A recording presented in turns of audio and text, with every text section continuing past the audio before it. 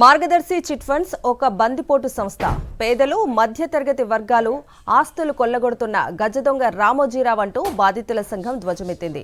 షూరిటీలో ఇచ్చిన కొర్రీలు వేస్తోందని, చిట్టీల ఉచ్చులో బిగించి తమ ఆస్తులు కొల్లగొడుతున్నారంటూ దుయ్యబట్టింది.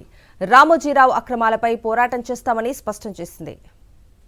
రామోజీరావు ఆర్థిక అక్రమాల పుట్ట కదులుతోంది. రామోజీరావు అక్రమాలపై ఉమ్మడి పోరాటానికి సిద్ధమయ్యారు బాధితులు. మార్గదర్శి చిట్ ఫండ్స్ అక్రమాలకు వ్యతిరేకంగా బాధితులంతా విజయవాడలో ఏకమయ్యారు. ఈ సమావేశానికి వివిధ ప్రాంతాల నుంచి పెద్ద ఎత్తున బాధితులు తరలివచ్చారు.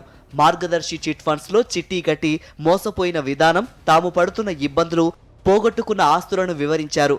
ఆధారాలతో మార్గదర్శి మోసాలను బాధితులు బయటపెట్టారు. పేద, మధ్యతరగతి ప్రజలకు మాయమాటలు చెప్పి నమ్మించి మోసం చేస్తున్నారన్నారు మార్గదర్శి బాధితుల సంఘం ప్రెసిడెంట్ శ్రీనివాస్. షూరిటీస్ నెపంతో డబ్బు ఎగ్గొడుతున్నారని చెప్పుకొచ్చారు. చాలా పెద్ద మొత్తంలో బకాయిలు ఉన్నారని, మార్గదర్శి ఎప్పుడు దివాలా తీస్తుందో తెలియట్లేదన్నారు. వాళ్ళు పేద మధ్య తరగతి వాళ్ళని ఏం చెప్తారంటే డెకాయిట్స్ అయిపోయారు.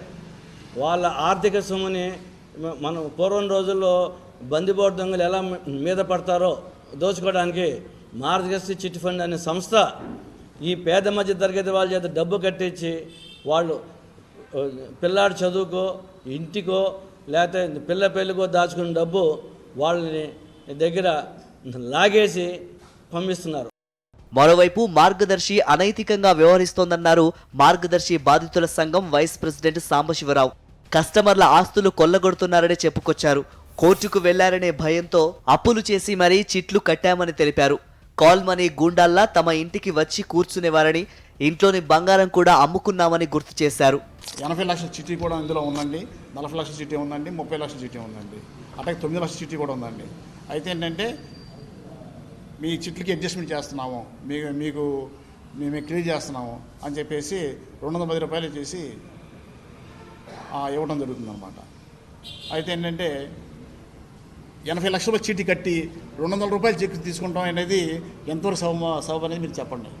కావాలని ఏ వ్యక్తి కూడా కావాలని ఊబిలోకి కూరుకుపోరు కదండి. మరోవైపు చిట్ కట్టలేని స్థితికి తీసుకువెళ్లి తమను ఇబ్బంది పెట్టారని మార్గదర్శి బాధితుల సంఘం సెక్రటరీ అన్నపూర్ణాదేవి తెలిపారు. వాళ్ల టార్గెట్ కోసం ఎక్కువ చిట్లు కట్టేలా ఒప్పించారని, ఎంత కట్టినా డిఫాల్ట్ ఉందంటూ తమను బెదిరించారని గుర్తు చేశారు. ఆర్థిక స్తోమత లేని వారిని కూడా చిట్లలో ఇరికిస్తున్నారని చెప్పుకొచ్చారు. దీనికి అంతటి కారణం ఏంటంటే మా స్తోమతను బట్టి మేము 1-2 చిట్లు వేయగలం కానండి, 40 చిట్లు 90 చిట్లు వేయలేమండి. అయితే ఏంటంటే వాళ్ళ స్వార్థం కోసం, వాళ్ళ బిజినెస్ కోసం, వాళ్ళ కమిట్మెంట్ కోసం, వాళ్ళ స్వలాభం కోసం మమ్మల్ని ఇరికిచ్చి మా పచ్చగా ఉన్న సంసారాన్ని ఉగ్గిపాలు చేసి వీధిని పడేసి మా ఆస్తులన్నీ అమ్మించి తర్వాత మా పిల్లలకి పెళ్లి చేయలేని స్థితిలో కూడా వచ్చామండి మేము. చందాదారులను మోసం చేస్తున్న మార్గదర్శి చిట్ ఫండ్స్ పై కఠిన చర్యలు తీసుకోవాలని మార్గదర్శి బాధితుల సంఘం రాష్ట్ర ప్రభుత్వానికి విజ్ఞప్తి చేసింది. ఈ మేరకు వినతి పత్రాలు ఇచ్చారు. కేంద్ర చిట్ ఫండ్స్ చట్టంలోని సెక్షన్ 22, 64 ప్రకారం చర్యలు తీసుకోవాలని కోరారు.